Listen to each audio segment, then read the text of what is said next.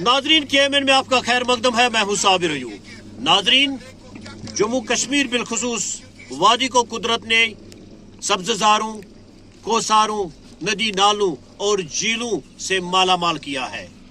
अगर हम बात सयाहत की करें तो सयाहत यहाँ के माशियत के लिए एक रेड की हड्डी की तरफ तस्वुर की जाती है।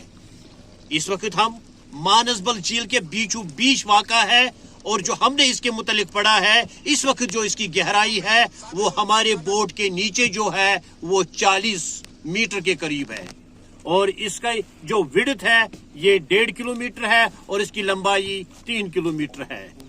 इसके जो इर्द गिर्द छोटी छोटी पहाड़ियां हैं, ये इसकी खूबसूरती में चार चांद लगाते हैं। अब अगर हम मानसबल झील की बात करें तो कई दहाइयों पहले ये मानसबल झील देखने से ताल्लुक रखता था। इसको बज़ाहिर आज भी इसको डायमंड ऑफ एशिया कहा जाता है क्योंकि यहाँ का जो सनसेट है वो देखने के लायक होता है। लेकिन कुछ टाइम से इस मानसबल झील की हालत वो है कि शायद यहाँ मुकामी सैलानी भी रुख नहीं करते हैं। इसकी क्या वजह है? इसकी वजह यही है कि यहाँ की जो एडमिनिस्ट्रेशन है वक्त वक्त पर इसकी तरफ कोई भी तवज्जो नहीं दी गई। 2003 में इसकी देखरेख के लिए यहाँ के हुकूमत ने मानसबल डेवलपमेंट अथॉरिटी कायम की थी, लेकिन इन्होंने आज तक इसकी डेवलपमेंट के लिए कोई भी कदम नहीं उठाया है। हम देख रहे हैं इसके दाएं बाएं या तो ये एनक्रोच हुआ है या इसकी जो हालत है वो नागुफ्तबे है। इसकी हालत उस कदर है जैसा कि एक छोटा पॉन्ड है और ये चारों तरफ से गंदा दिखाई दे रहा है। इसको अभी भी टाइम है कि इसको रिवाइव करने की जरूरत है। अगर आजकल की हुकूमत पूरी तरह से इसकी तरफ तवज्जो दे तो ये यहाँ की इकोनॉमी में बूस्ट दे सकता है।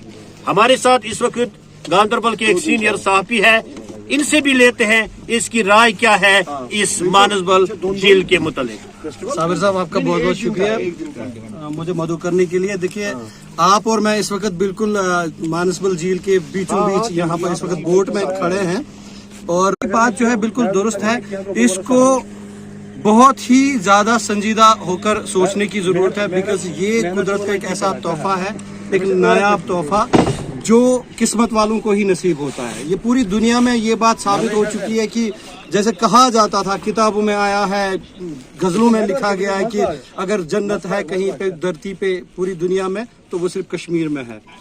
ये बात सच है और ये जब नज़ारे कुदरत के हम देखते हैं तो हमें पता चलता है वाकई हम कितने किस्मत वाले हैं और अल्लाह ताला ने हमारे ऊपर कितनी बड़ी इनायत की है कि हमें यहाँ पैदा किया है। लेकिन यहाँ के रिसोर्सेज जो नेचुरल रिसोर्सेज है, पर्टिकुलरली हम इस वक्त बात कर रहे हैं मानसबल झील की, इसे न सिर्फ प्रिजर्व करने की बल्कि इसको ब्यूटिफाई करने की, इसको डेवलप करने की अशद ज़रूरत है। आपने खुद बताया कि 2003 में यहाँ पे मानसबल डेवलपमेंट अथॉरिटी का क़याम अमल में लाया गया और मकसद सिर्फ इतना ही था कि कहीं पे भी आप देखिए टूरिस्ट स्पॉट पे, कहीं पे भी जो सयाहती मकाम है वहाँ पे जो डेवलपमेंट अथॉरिटीज बनती है उनका काम सिर्फ ये रहता है कि नेचुरली जो एक्सप्लोर किया गया है, कहीं पे कोई कुदरत का तोहफा है उसको प्रिजर्व, न सिर्फ प्रिजर्व करना बल्कि उसको ब्यूटीफाई करना और उसको दुनिया के टूरिज्म नक्शे पे लाना ताकि पूरी दुनिया देख सके कि हम कहाँ पे हैं। बदकिस्मती की बात है गुज़िश्ता सरकारों में इसकी तरफ ज़्यादा क्या बिल्कुल भी तवज्जो नहीं दी गई। हालांकि अगर हम देखें कि यहाँ का जो रेवेन्यू जमा होता है उसके बाद अगर वाकई में उन पे थोड़ा सा जो है उसका हिसाब किताब लिया जाए और फिर देखा जाए कि वाकई में जो रेवेन्यू जनरेट हुआ है उसके बाद इस झील को क्या मिला है। मैं तो ये कहता हूँ कि ये झील 2003 में जो आपने कहा कि मानसबल डेवलपमेंट अथॉरिटी का क़याम अमल में लाया गया, उस वक्त जो ये झील की डायमेंशंस थी उसके मुकाबले में आज देखिए तो काफी श्रिंक हो चुका है। हालांकि होना ये चाहिए था कि अगर ये बढ़ता भी नहीं लेकिन एटलीस्ट वो बाउंड्री वॉल के अंदर उसी डायमेंशन में होना चाहिए जो नहीं है। शुक्रिया एजाज साहब। मानसबल सिर्फ एक सयाहती मुकाम नहीं है बल्कि अगर देखा जाए तो इससे निकलने वाले नदरू और मछली की काफी पैदावार है। वाले नदरू इसकी मिसाल पूरे इंडिया में आप कहीं नहीं पाएंगे। इन चीजों को प्रिजर्व करने की जरूरत है, लेकिन जब ये झील बचेगा तब नदरू और मछली भी इसमें पलेगी।